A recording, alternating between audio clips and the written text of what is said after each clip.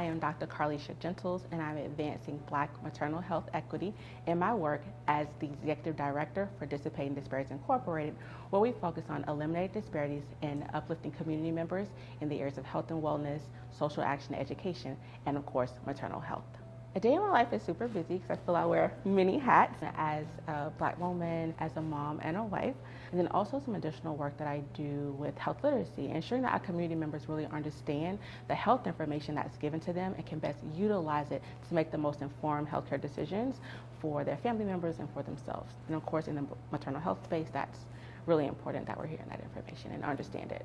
I think it's important because it's needed. There's even opportunity for 100 voices that you're pursuing. It really gives that chance to bring all those things together, where you're sharing even my own personal story of having preeclampsia, having to have my youngest daughter at 32 weeks. I'd already previously gone through a miscarriage. I was like, oh my gosh, like what, am I gonna do? What's going on? But it was my mother who actually noticed those signs and symptoms of preeclampsia. I think they termed it old school terms of toxemia at the time, but it was actually preeclampsia, so being able to present that back to my doctor at the time. But it puts me back in my own personal journey.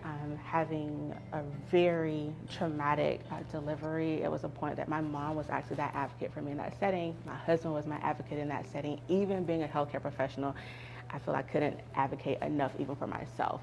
I couldn't have done it without them. I couldn't continue to raise my beautiful daughters in this world without them. So they've just been wonderful, and I know everybody doesn't have that, but even if we don't have it in our biological families, I feel we as community members, we as supporters, we as allies can help provide those resources to one another. And my mother is a powerhouse. She's a force to be reckoned with.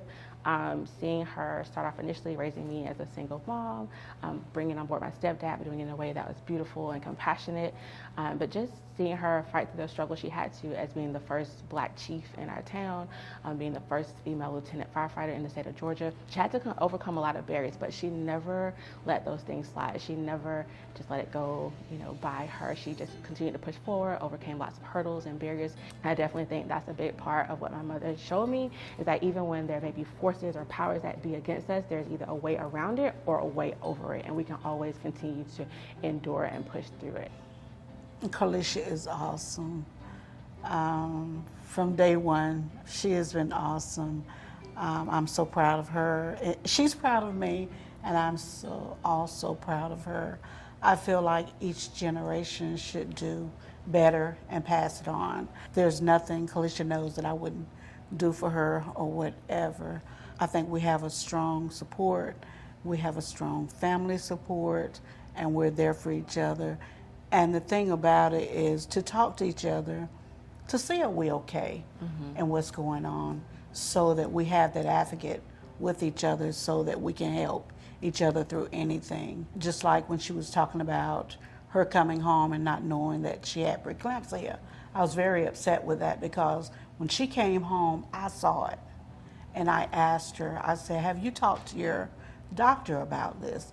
And I said, something's not right. And so she was like, well, they said everything was fine. I said, when you get back, you go and you talk to them, because I want to know what's going on. I feel like every challenge everyone doesn't have to go through. You don't have to live through that. Information's there. Share that information so that someone else won't have to go through the same thing. We need to be our sister's keeper and share our experiences and not be afraid that if she pushes you off, go back to her still.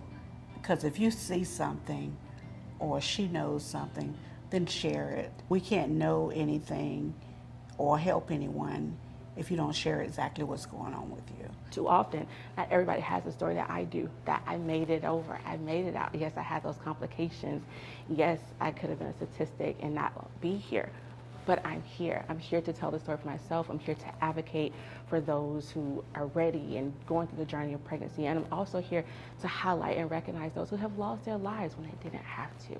Black maternal health and disparities that exist, the inequities that are there, are a problem that we have a solution to. We just have to act on it. Having this opportunity with the Black Maternal Health reconvening, amplifying voices, pulling together our resources, using ourselves as influencers where we can, being each other's accountable partner, being each other's advocate. That's how we overcome the issues that we see in Black maternal health.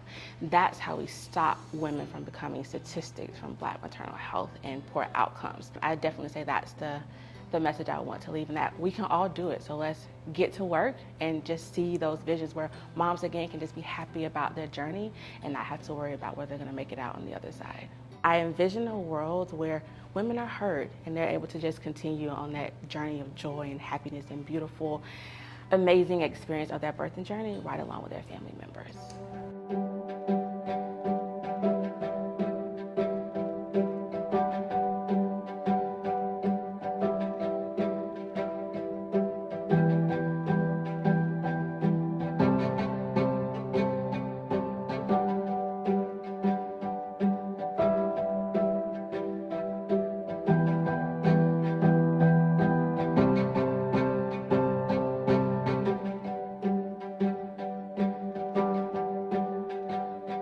We are coming together to support Black families before, during, and after birth. It's time for new narratives of hope that heal.